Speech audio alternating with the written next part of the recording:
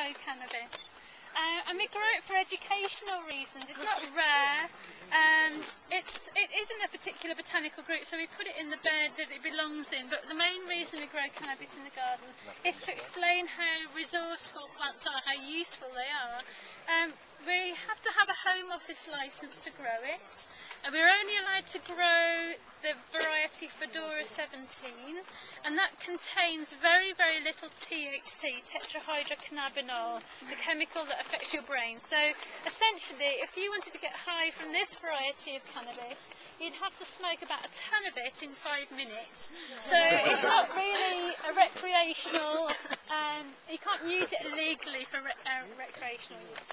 But it is extremely versatile. You probably know loads of things you can do with cannabis. Any eye drops. Eye drops? Yeah. No, that's one I've not heard of. I know you can use it medicinally. The cannabis leaves contain a chemical that's useful as a painkiller, and it's manufactured into the medicine called Sativex, and that's used to treat multiple sclerosis. So it does have a medicinal value. It has very, very strong fibres. You can make paper out of cannabis fibres, and it's twice the strength of normal paper and half the weight. It's very, very high quality paper. The fibre is so strong that Mercedes-Benz chose it to make their first ever plant car. Their car from a plant fibre. And they wanted to prove that you could use other things apart from metal to build cars, so they chose cannabis fibres, and they had a one-off concept car built from cannabis, and instead of the Mercedes emblem, they had the leaf of cannabis at the front. So they showed it was possible to do that. Levi Strauss made the first ever pair of jeans from cannabis. Wow. So they're used for textiles, and you can buy all sorts of clothes made from cannabis. I've got some cannabis socks. Here, I think. And like beauty products. Yeah, I think the Body Shop had a range I have of cannabis lip balm right now. hemp hand creams and stuff. Well, where I live, I know that they a lot of people grow it for more medical growers, and they have people that come from other towns to get it for like cancer patients and that type of thing. And then they're starting like dispensaries where they have like marijuana food and dispense it like that. So I think producing a medicine from it where there's known quantities of the effective ingredient. Yeah, because like how it works, they get like certain fetuses has this much THC content, and then you bring in your medical license and they give you the right for the amount of THC. Yes, it's much more controlled. Excellent. And the seeds produce an edible oil as well, so you can cook with the oil of cannabis, and it doesn't contain THC, so it's an ordinary edible oil. I went to B&Q. Do you know what B&Q is? A kind of like a DIY store, and you can buy plumber's hemp.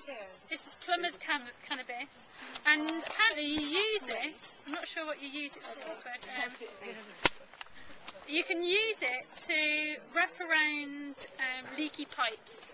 So you get this and you wrap it around the pipes and it seals it. So this is from a DIY store, and if you give it a good sniff, it smells like weed, like cannabis.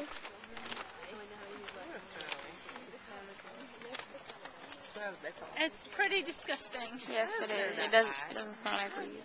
It smells like dung. It smells like dung, yeah. It smells like horse poo.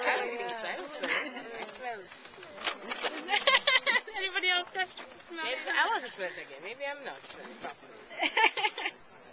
Still doesn't smell anyway. No? It's kind of losing its smell a little bit. It's very, very smelly. I'm not sure if that's cannabis smell or whether it's... no, that's not it. I know cannabis is smelly though, and there's huge advantages to having a crop plant that's smelly. Because if you've got a smelly plant, you don't have to use pesticides. Pests won't go anywhere near it.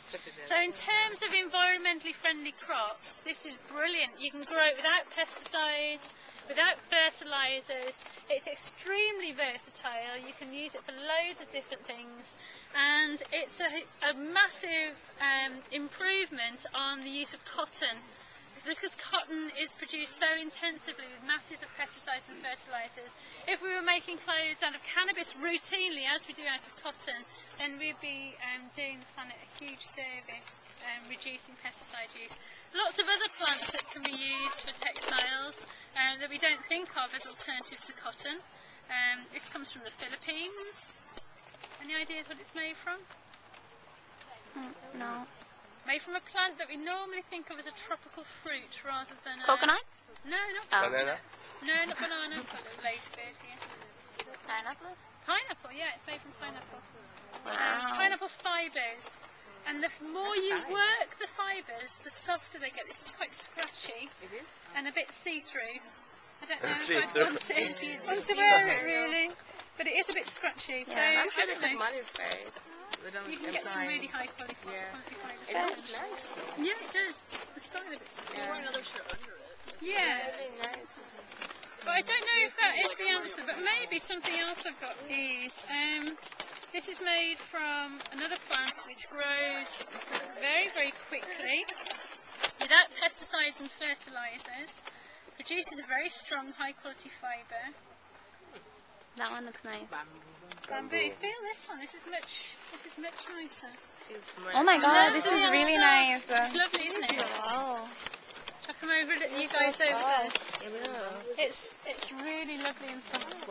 And it grows incredibly quickly. It's bamboo? 50 centimetres in one Is that- day. I thought that was just like the word they put. Okay, whatever.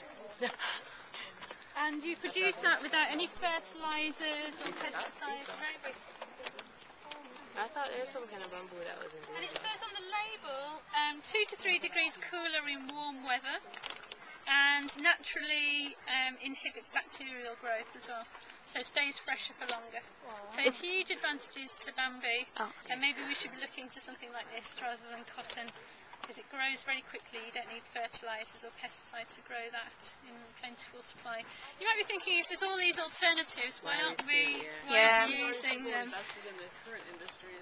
That's right. Cotton, Not just all their cotton fibres are quite special, and the machinery used to manufacture cotton fabric is quite specialised. So it'd be hard to do the switch. So we'd have to move over to using a different type of fibre. And you're right, there's people's livelihoods at stake. Yeah. And maybe we should be looking down the organic cotton route rather than Or just like, or have a plan in place to be transitioning. Transitioning, yeah, Or get like transition the plan. cotton companies to be like, okay, we're gonna switch to bamboo. Yeah. So we can keep all the jobs and Yeah. like maybe have a government stimulus that would actually help them change over their equipment and things. Yeah, it's not quite as straightforward though as just right, okay, now there's raw material, let's switch everything over, because the fibres have different properties and they can't use them in exactly the same way. We just became attached to it.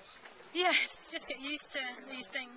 Let's head into the glass houses now. Now, it might be quite hot in some of the glass houses, but they aren't all really roasting hot. So if it's really hot there, we'll just walk through, and if it's a bit cooler, we'll spend a bit more time. Alright, let's head off to the... Wow, these weeks are so many things for you.